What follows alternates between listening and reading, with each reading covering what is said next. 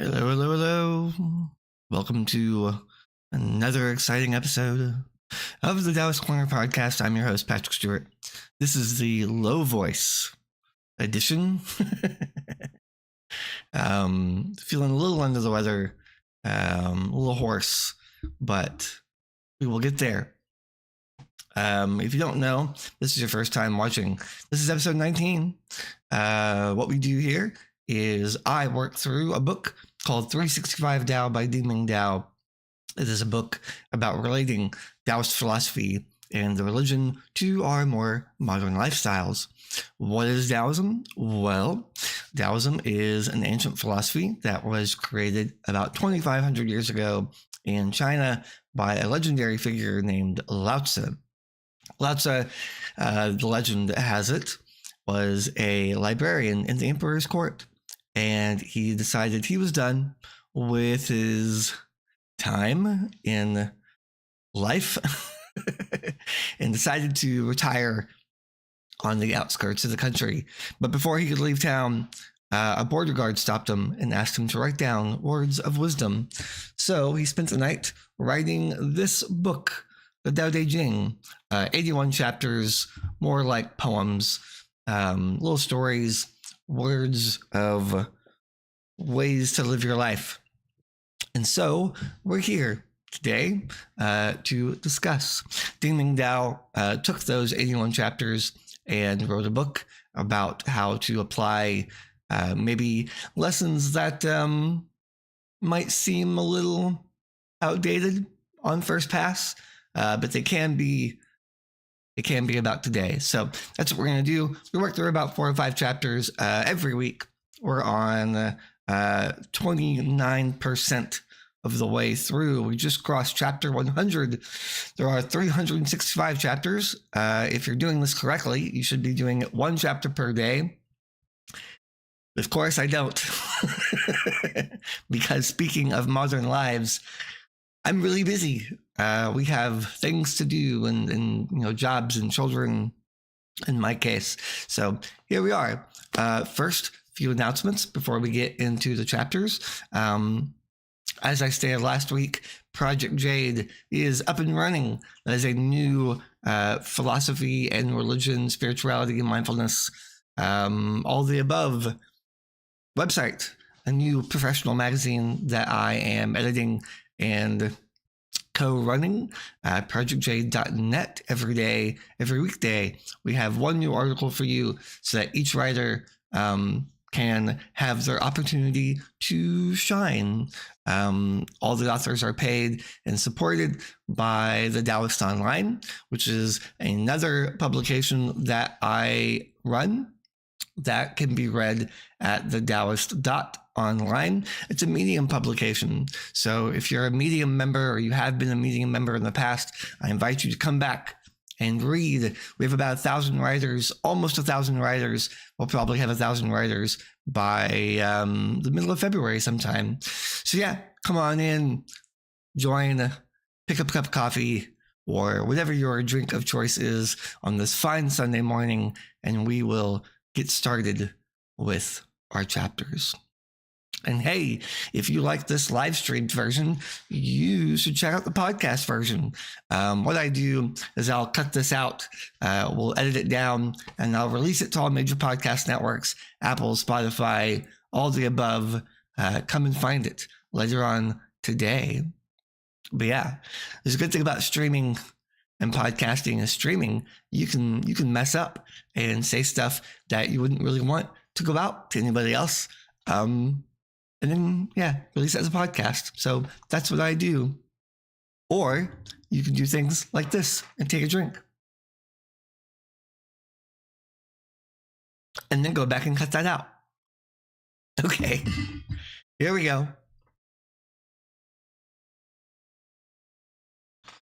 We are on chapter 103, Reciprocity.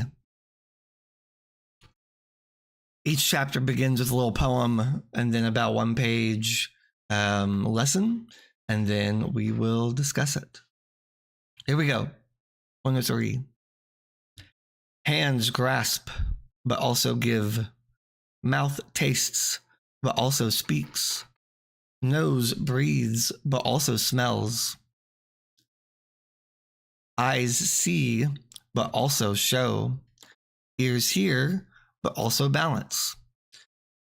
The hands teach us not to be selfish. The mouth teaches us to give thanks in word and song. The nose teaches us to learn from our environment. The eyes teach us to show compassion and sincerity. The ears teach us to keep our balance. All parts of ourselves both give and receive. They function on a principle of reciprocity inherent in their very character. If our senses are so noble, shouldn't we be as well? The eyes of a dedicated person show an inner fortitude and charisma that the eyes of the ordinary do not. Scientifically, we know that an eye is an eye, a mere organ, yet experimentally, we know that the eyes are virtual windows into the soul. For us to achieve similar depth of character, we must live according to the inherent nobility of our natures. Each one of our senses is not simply an information gathering faculty, but is a channel for expression as well. Reciprocity. So let's think about that for a second. You know, there's a lot of, it's not in just Taoism, but there's a lot of philosophy about eyes, right? And being that way into the soul and looking. And it's true. There's a lot of unwritten kind of truth there, where if you've ever been in love before, if you've ever been in a relationship before, if you have kids, you'd be surprised what you can see just in someone's eyes, whether or not they're lying or telling the truth. You can tell how they can speak to you without speaking. I watched this, I don't know why I was watching it, but several years ago I was watching Tyra Banks's, I think it was called America's Next Top Model. And she was getting on to one of the models about being able to smile through your eyes alone, right? So you can smile without smiling. And I'm not going to do it for you, for those of you who are watching the video. But it worked. It did. It really worked. And it was very interesting. Just the sheer control we have over our eyes and how expressive those can be. Our words can tell lies, but the eyes never lie, right? Is the saying. I think that's what this is getting at here, right? Let me put it back on the screen. It says the eyes of a dedicated person show an inner fortitude and charisma that the eyes of an ordinary do not, right? So if you're truthful, your eyes will tell you, right? Your eyes will give you away. The truth will out, as the British would say. It goes on. Scientifically, yes, we know an eye is an eye, and it's just a thing. It's just another part of your body. There's nothing physically unique about your eyes. I mean, as far as organs go, right? It's not like any more magical than any other part of your body. But spiritually, yeah, sees right to you. It says, for us to achieve a similar depth of character, we must live according to the inherent nobility of our natures.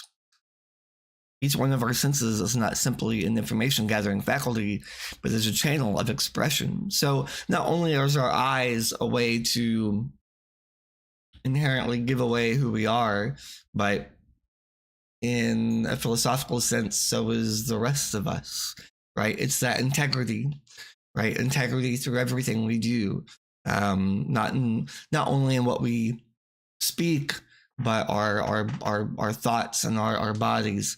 When I was growing up in church, we we had this idea that God can see see what you think. They can hear what you think.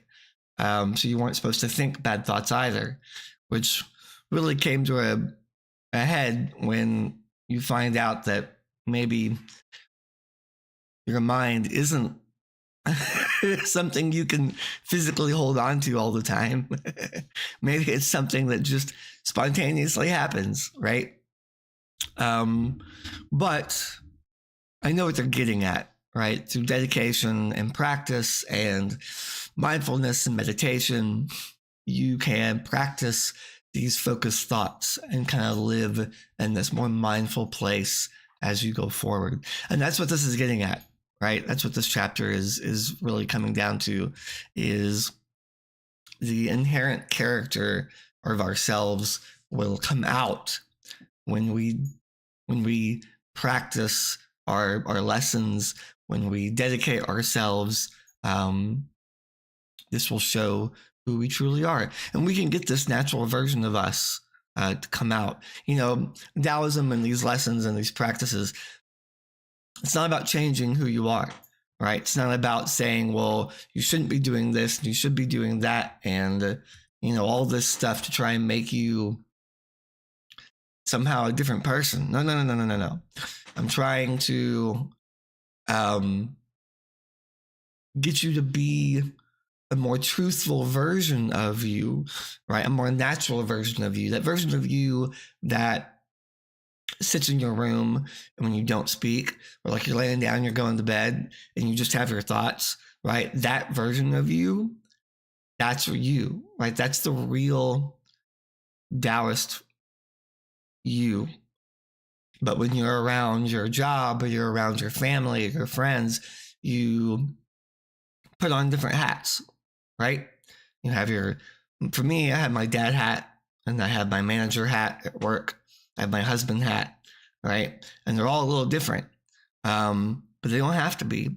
I think society teaches us that trick of kind of always controlling what we say or do based on who is around us.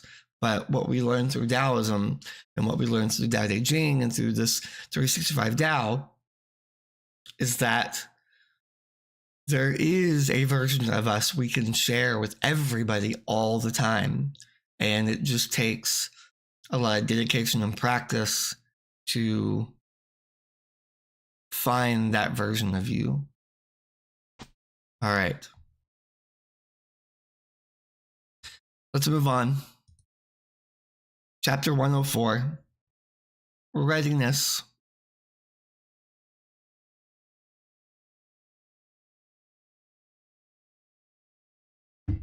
A knife keeps its edge only with honing and proper cutting.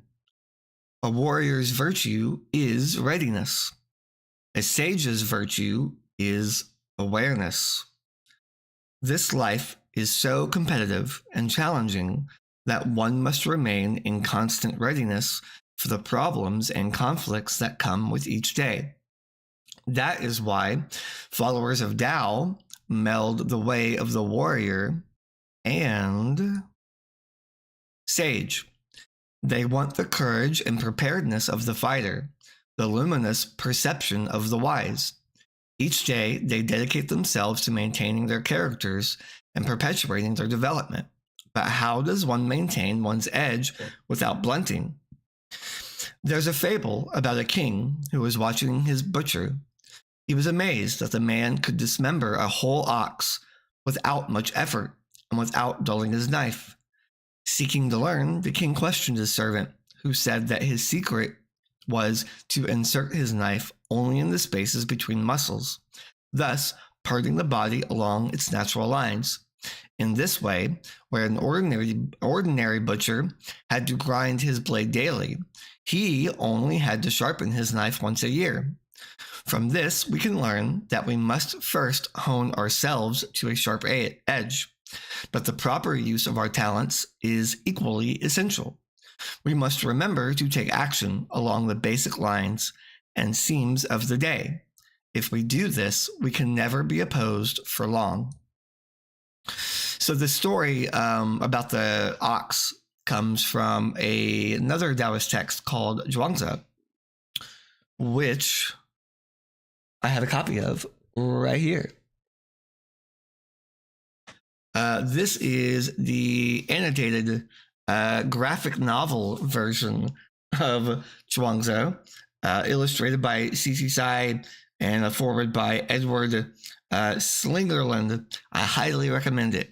If this isn't sponsored or anything, but if you ever want to learn Zhuangzi, I highly recommend this book. Zhuangzi's stories, unlike Lao Tzu's, are much more narrative. They're funny. They are very story-like. They're not poetic like Lao Tzu is. So a lot of people will start with Zhuangzi and then work their way back to Lao Tzu once they've learned a little bit of lessons. But anyway, so yes, this story of the ox and the butcher being able to use this knife continuously and only need to sharpen it every year.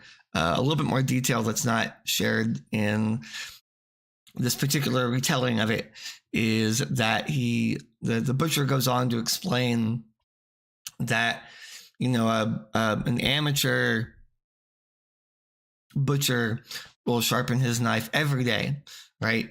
And a professional butcher will sharpen his blade, once a month. But this master butcher only had to sharpen his blade once a year because he used the path of least resistance to do great things. It is a allegory. It's a metaphor, for Wu Wei, for effortless action. Deng Ming-Dao does a great job of not using Chinese terms to explain his concepts, but I will teach a little bit of them.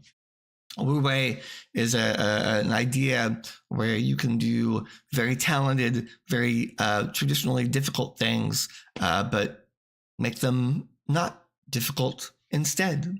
Like the butcher carving an ox. Yes, there it is. Completion of the story. But in this chapter, not only is it an example of effortless action, but he uses it to teach readiness. So now that we know the story, let's talk about that. How do you live your life? Or how should you live your life?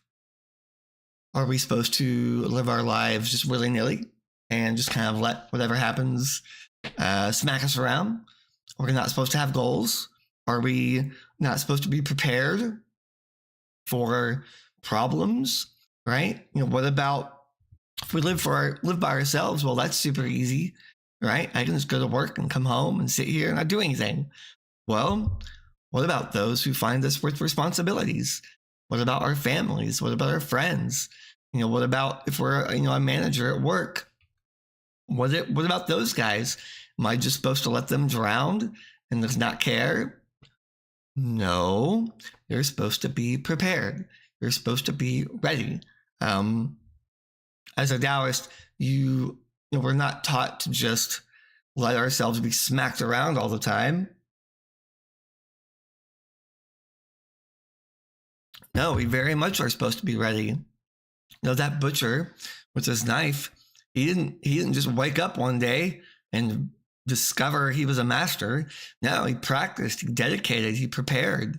He learned this trade over and over again, all through his life, to now he could do it effortlessly, right? He prepared himself for a very, very, very long time.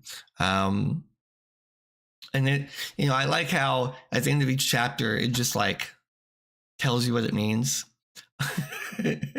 Because unlike these two books, the Tao Te Ching and Zhuangzi, sometimes you don't get those explanations. So yeah, from this, we can learn that we must face ourselves, first to hone ourselves as a sharp edge, but the proper use of our talents is equally essential. So remember, every day, prepare yourself, take action, right? Don't be a bump on the log, right? Don't just let people tell you what to do, right? Being naturally you doesn't mean always giving in. Being naturally you means that you go for what you desire. And if you don't desire it, you don't. It sounds simple, right? It sounds easy. And in a way, it is, right? Wu Wei.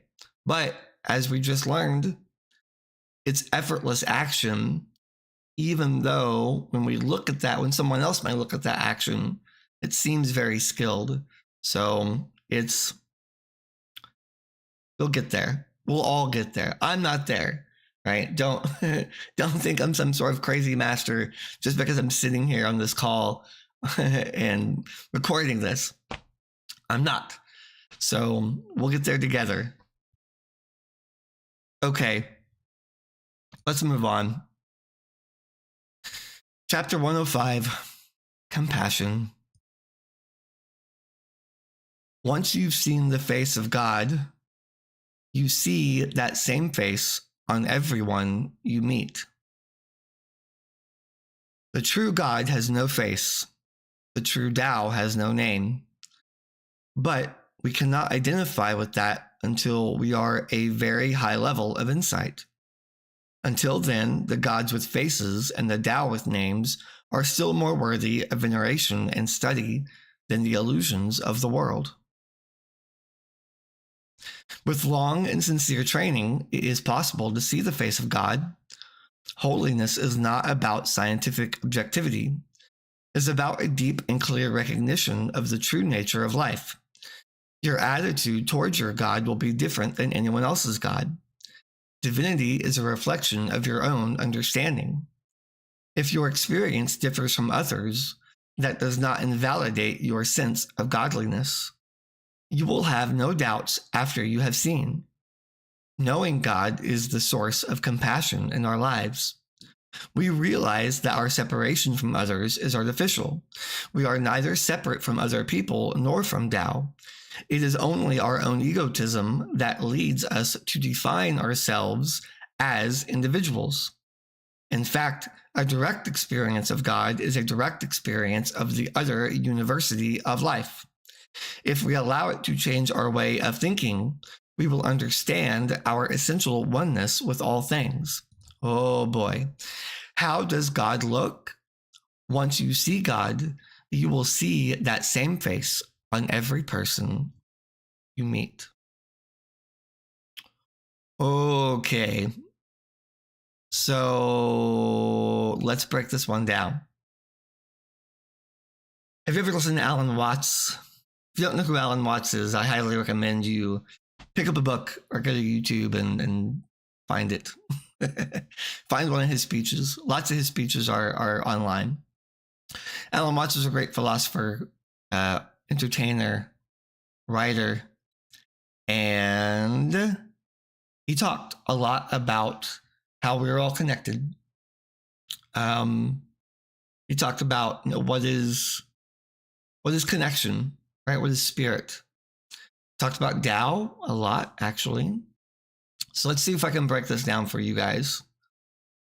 Tao is the essence of the universe. It is existence. It's not a God for most people. It is reality itself. It is the driving energy behind the universe progressing. It is in all things. It is all things. There are many names for this. One could be, if you're a Christian, God's will, right? If you're a Buddhist or a Hindu, it could be the Brahman. However, I believe that because all things are Tao, that means we're all very real connected, right? We are connected in a very real sense. And it is our egos and our id that unfortunately have walled us off from each other. Now you can see this inherent connection even scientifically. If we zoom in to a body, what do we see? Well, we see cells. When we view in even further, we see DNA. When we zoom in even further, we see atoms and electrons. But when we get to the quantum subatomic particle, it's just all energy fields. It's just all stuff. And the only difference between what is me and what is this air, the stuff we call oxygen, is just the density of those fields, right? So how disconnected are we, right? In fact, we can even get into quantum entanglement where an electron can be the same here or a light year away, right? Theoretically, if we affect this electron, its quantumly entangled pair will also affect far away without us having to do anything, right? We are much, much more connected than you guys, than we could all possibly imagine, okay? And if we are connected, right? If we are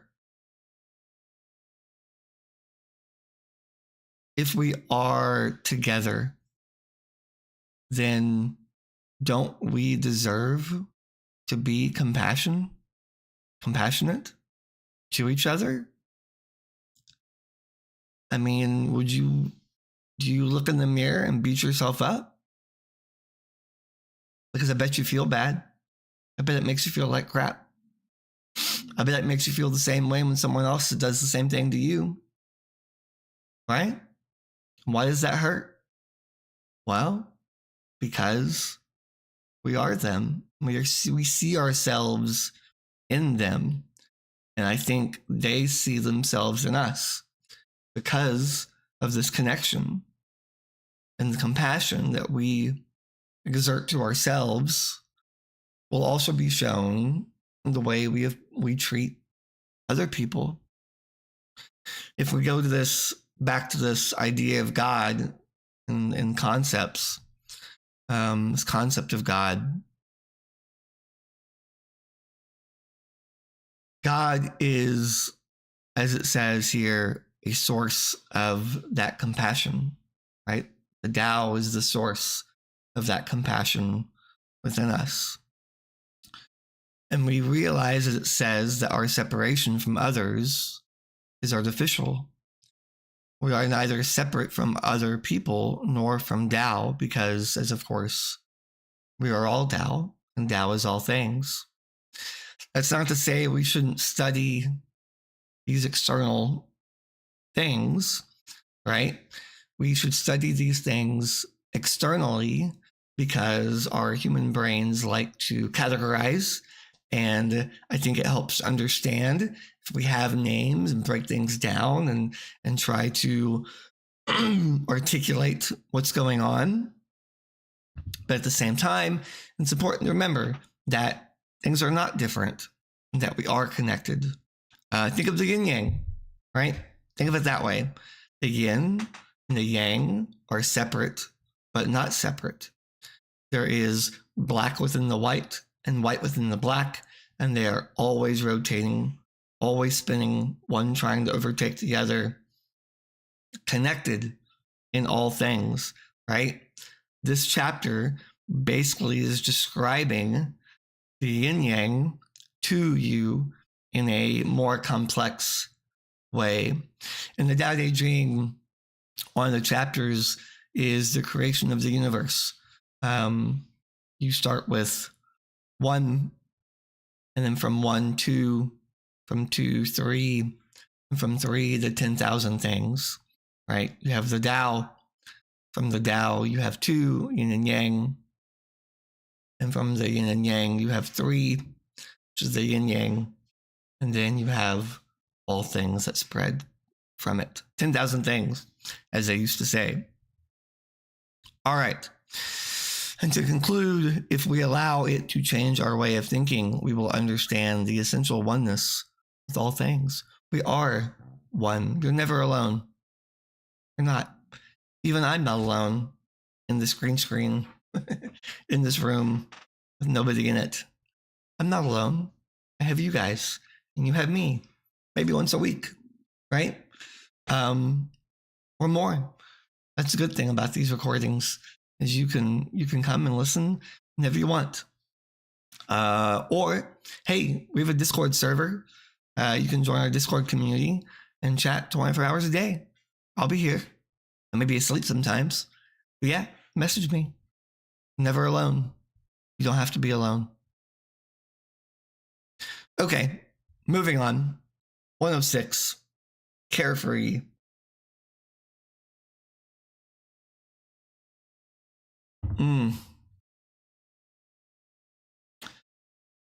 Two ducks nestled in lakeside grass, both marked by the same brilliant purple at the wing.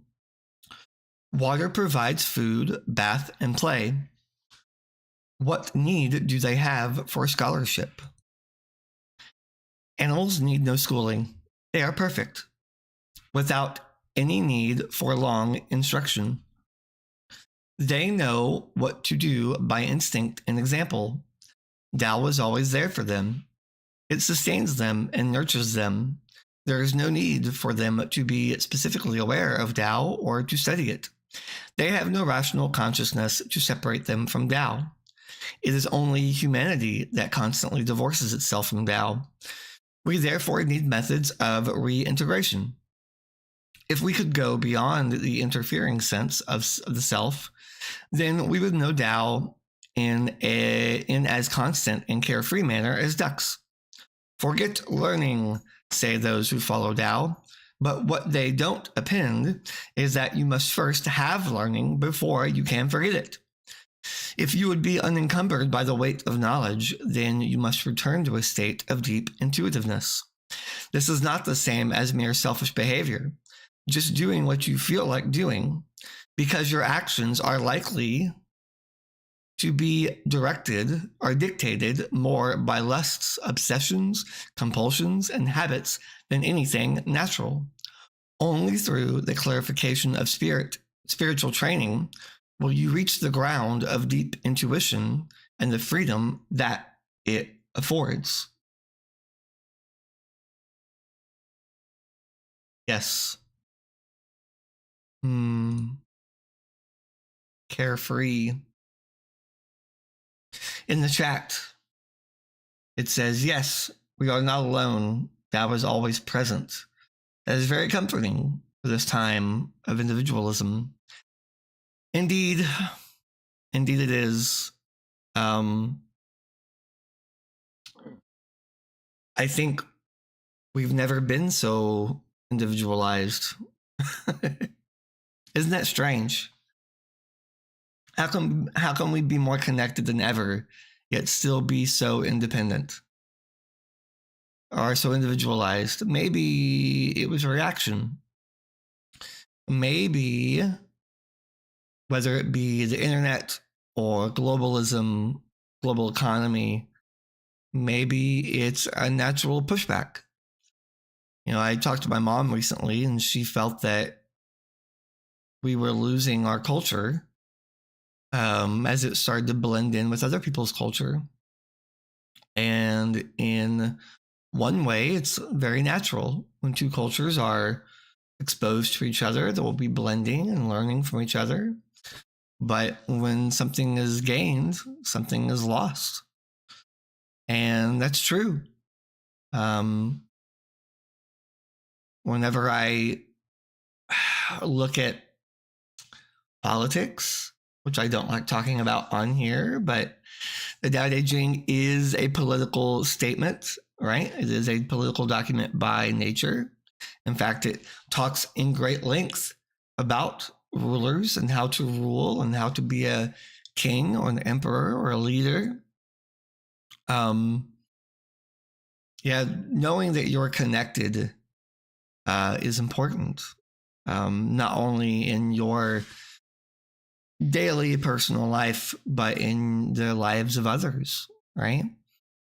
It's such a confusing life, isn't it? Like we strive to be alone, but we strive to put everything we do online. And then, then we get mad that people don't like everything we do. But we want to be connected so badly that we're willing to share everything, just to kind of feel that way. And the more we begin to share, the more alone we feel. Yeah, it's irony. But I guess the real irony is that we're already connected. We just need to strip away the artificial connections in order to see the true connections. And then we won't have to feel alone. I could talk all day about this, but let's jump back into 106, carefree. Okay. I guess it connects, right? I mean, this middle paragraph here, it says, it is only humanity that constantly divorces itself from Tao. It's true. If I could get this thing to stop. If we could go beyond the interfering sense of the self, then we could know Tao is as constant and carefree, in a carefree manner, as the ducks, right? I was told once, one of the most Tao things you can do is read the Tao Te Ching, right? Read everything you can about Taoism. Read it all, even if you disagree with it, right? Read it all, study it, memorize it, learn it, and then ignore it, right? Don't touch anything, right? Just try to live your life and then forget all about it, right? Forget everything you've learned, and then come back and rediscover everything as though it were brand new. Why would you do that? Right? What does that mean? Well, if you learn something and you study it and you memorize it, you've internalized it, right? It's become a natural part of you, or you have unlocked that natural state within you. And that changes how you will see that text and how you will internalize the text when you come back to it later on. I think it's actually amazing. About, I would say, once a year, or maybe a little bit more often, I read this all the way through, cover to cover. And it's always interesting how I see something new, or how I learn something that is more valuable than what it was before. And why is that? Well, our lives are not static. They change over time. Our situations are different. The people around us are different. Our financial situations are different. It happens, right? We move on. So trying to pick these books up and learning, that's great. That's super important. You should, especially when you're starting out, you should learn everything you can. But knowledge isn't everything, right? Experiencing, that's the way we live, right? That is life. The quote here in this chapter where it says, forget learning, that is directly from the Tao Te Ching, and especially from Zhuangzi. He loves talking about how, just learning and academic, learning for knowledge's sake is useless, right? Just learning stuff about random things that have no value to you is filling your head with stuff you could be learning other things about. That's important, right? So yeah, forgetting learning, say those who follow Tao, Zhuangzi, Lao Tzu. But what they don't append is that you must first have learning before you can forget. So yes. So when you read these texts and they talk about, oh, don't learn, knowledge is bad, they don't mean all knowledge is bad. They mean useless knowledge is bad, or hanging on to that knowledge, right? Locking yourself in that knowledge box is not good. It will not do you, it will do you a disservice, right? If you allow that to happen. So, all right, let's move on. I hope my voice is hanging in there. I gotta admit, kind of hurting. I hope you guys are doing okay.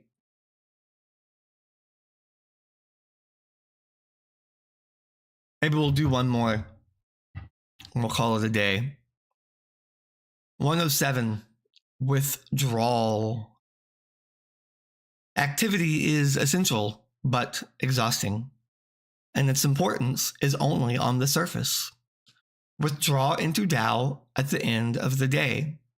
Returning is renewal.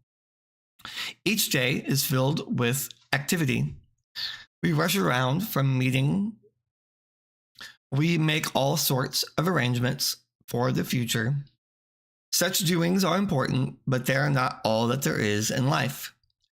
Even as we engage in them, we must remember that all human endeavors are temporary and provisional. We cannot allow our accomplishments to divorce us from what is actually happening in the world.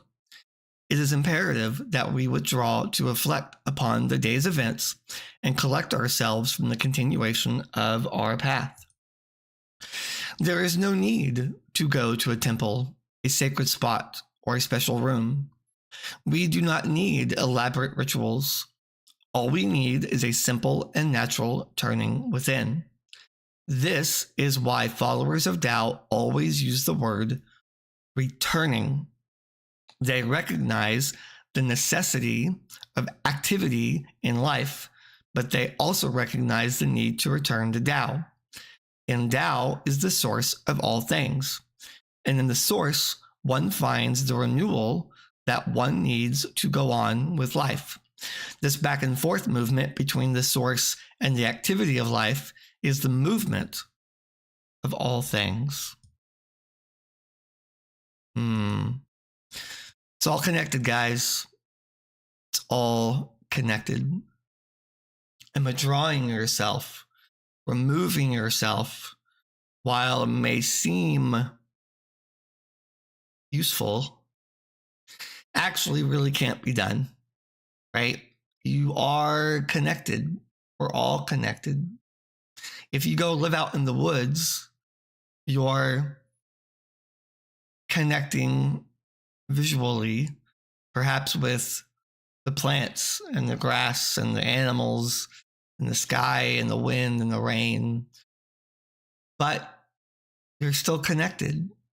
So if you're going to be connected wherever you are, be connected where you are. Be connected where you found yourself. You led yourself here, right? Your actions, your journey put you exactly where you are today for whatever reason.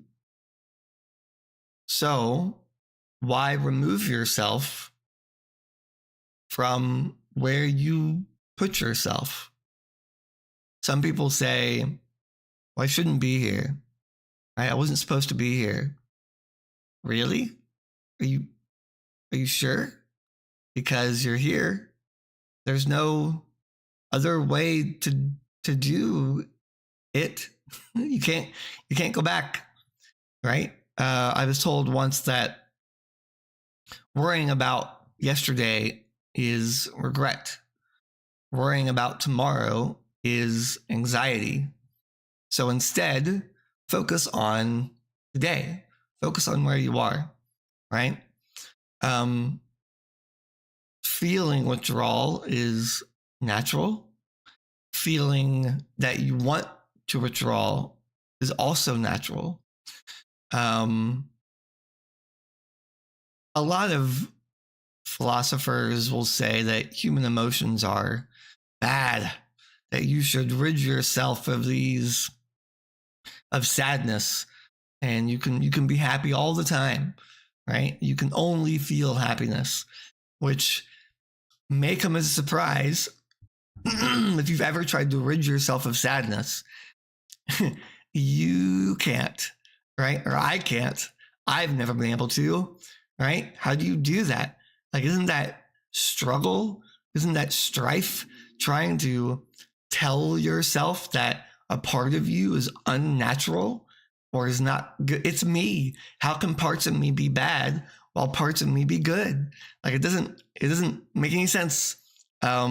So what I believe and what Taoism will teach you is all of you is natural. It's all a part of you. Those feelings of doubt, that's you. Those feelings of joy and happiness, that's also you. And when you learn to accept all parts of you, and when you understand that they're all a collective whole, then we can learn to accept and move forward, right? So in this chapter, as always, let's skip to the end. This is why followers of Tao always use the word returning. They recognize the necessity of activity of life, but they also recognize the need to return to Tao, right? We're always coming back, right? We're always, trying to remind ourselves that we are whole, right? We have this natural tendency to want to pull away when we're sad or shut down when we're angry, but that's, as we've learned, not possible. So we pull ourselves back, we return, right? We come back to who we are. We equalize with our surroundings. We balance, right, with all things. And that is also very natural. That is who we are. That's the real us, guys. You shouldn't be ashamed of that. People are like, oh, I fell off the wagon. I'm trying to give this thing up, but I just keep doing it. Like, well, maybe that's who you are, right? Maybe that's the real you constantly coming out.